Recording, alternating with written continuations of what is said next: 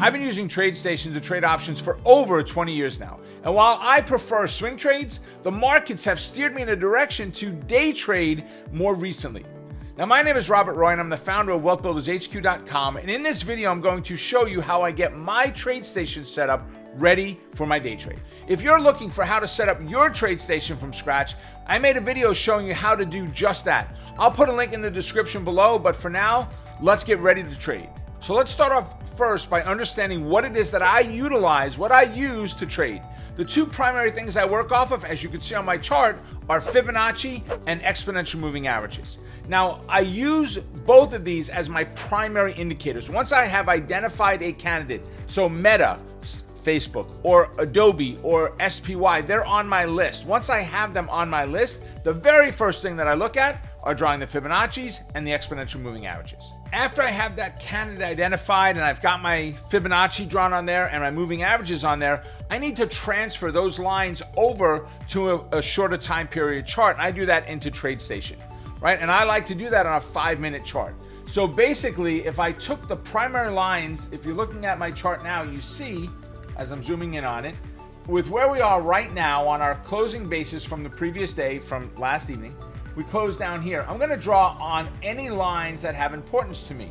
Well, they're going to be my moving averages. The 8 and the 21 are my primary moving averages. And then whatever Fibonacci levels are in the area that could cause a form of support and resistance for me. So let's take this over to SPY. And let me show you on SPY, because that to me is a stock that every trader, and I mean without exception, every trader should consider as one of your candidates to be on your list. So on Omega charts, as long as our chart is active, we hit the letter S and then SPY, and we load that chart up in there. Right, I'm gonna bring this out a little bit so we can get a better picture of it. Oh yeah, I like this chart a lot, especially in this market condition, right? I like it a whole lot. So we've got some lines in the area. Let's go identify them, and I'm gonna write them down, because if I were sitting at my home computer, I have 6 monitors that I can do this on. I don't have that luxury here where I can do that, where you can see all of it. They'd be really tiny monitors if we tried it that way. So I'm gonna write these numbers down, which will just make it easier so I don't make a mistake and kind of twist some of them up. So we've got a fib line at $300.39. So I'm gonna write that $300.39. And the only other line I care about right now that's in this area is this brown line, which is the 55 simple moving average, which is 391.26. All right, and if we look at where the stock could actually go to next, right, we've got this line down to 380.41. So we have a long way to go. 380.41 is our next fib line. So now that we have all of our numbers jotted down, let's go over to TradeStation, and I'm gonna go and work on a 5-minute chart. Why 5-minute? That's my primary time frame that I work off of. If you trade off of a 1-minute or a 10-minute or a 30-minute, that would be the one you would transfer your lines over to. So if we open this chart up, you're gonna see that there's already some lines on here, right? But I need to add in here lines that match the numbers that we came up with today, because every day that's going to change, right? So I'm gonna come over to the drawing tools, and I'm gonna go to a horizontal line. I'm gonna snap that line in place, okay? And it doesn't matter where I snap it, I'm gonna double click on it, and I'm gonna change that number to 390.39.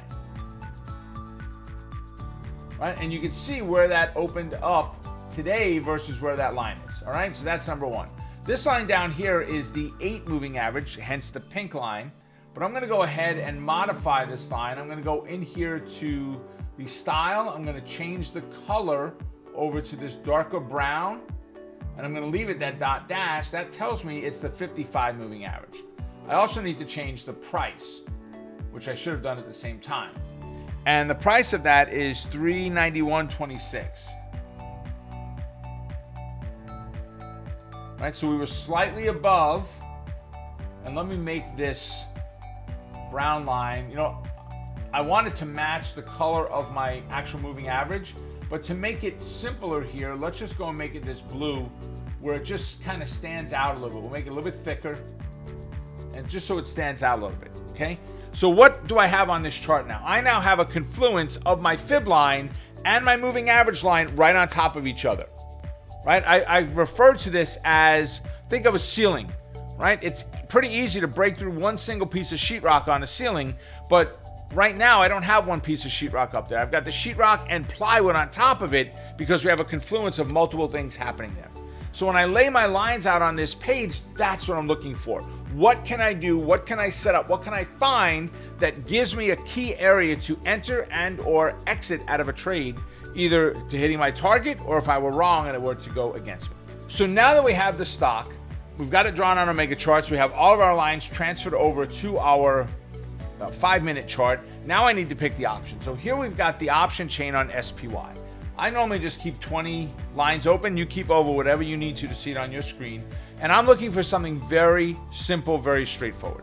I want to see an open interest of 100 or greater. Now, when I'm recording this, it is a Thursday.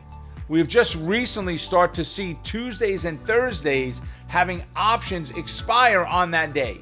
So these options have very little open interest because of when they actually opened them or brought them to market yesterday, Wednesday, later in the afternoon. So very little open interest. If we went and looked at the options that expire tomorrow, so now we look at the option chain, right? Once I have my candidates on our mega charts, I've identified them, I've got my lines drawn, I find the ones that I like, I transfer the lines over to a 5-minute chart on TradeStation. Now I need to look at the option chain. First view for me is to look at the calls, which are on the left side, and I look at the open interest and I'm like, wait a second, this expires today. It's Friday. It expires today and I have no open interest. Well, guess what? The market today and the last couple of days has been in a tailspin, and not in a good way, like you're spinning up. No, it's dropping like a rock day in and day out. I mean, we're down another $8 today on SPY. Right? So we need to look at the puts, which are on the right side of the screen. We want to check open interest. Okay. We're going to start off with delta. Right? I want to have a delta. Write this down. If you do not have this ingrained in your brain, take notes in this section. I want my delta to be between 65 and 85, closest to 65. Or Rob, why do you not just say that then? Just 65? Because we need a range. Right? You may not have a choice but to trade on a particular stock in 85. I want you to have something to trade. I don't want to limit it so much that you'll never get to trade something because I limit how many options contracts you can choose from. But I want a 65 to 85 delta closest to 65. So what do I see? The first one that's closest to 65, I've got a 68 delta on these 383 puts, right? And I have an open interest column. I want an open interest that's a minimum of 100. Remember the party thing we talk about, right? You've heard me say this in the past. I love going to parties. I just like it when there are other people at the party. Open interest, that's other people at the party. Volume could just be people walking back and forth. You don't know what volume actually leads or leaves at the end of the day. I want to make sure to focus very heavily on that open interest. So delta 65 to 85, open interest 100 or greater, right? Those two key components and notice I'm looking at the highest one on the option chain that expires today. The shortest time possible of what I can do, that's the one that I want to trade. Whatever gives me the least amount of time in this trade for a day trade, that's the one I am most interested in. So I would look at this option right here and say, all right, I am ready to take advantage of that. I can go over and sell it. I can go over and buy it. I'm going to click on the buy button. It loads the trade down on the bottom. We can just change this to one contract as an example, right? And then it gives you the price that's the natural and the midpoint, which you can actually set up a mid column on here also. But the option that I trade, that option, if I think the stock is going down, I'm buying this put option. I'm going to take advantage of that, buy this option, and watch that puppy drop like a rock. So in a nutshell, that's the option chain you're looking at. Of course, there are so many ways to day trade. And this is just one of the ways that you can get your charts ready. If you want to learn more about how to become a fully fledged trader in just 30 days, even if you have little or no experience, check out the link in the description below and take the One Trade Away Challenge. Each day you will get a new assignment that will set you up to start trading by day 10. Yes, day 10. Check it out, folks. You will not be disappointed. Until next time, make it a profitable day. Stay focused on the quest to becoming a great trader. Keep crushing it, and remember, you're just one trade away. Take care, and I will see all of you at our next update. Folks, thanks for watching. I hope you enjoyed the training. Now, if you did, be sure to give us a thumbs up and go ahead and hit the subscribe button right over here and hit the bell to keep up with all the latest trading content. And oh, did you know that we have a podcast? Supercharge your trading education with the Stock Market Millionaire, which you can find in the description down below. And while you're there, you can also find other amazing free trading resources that I put together just for you.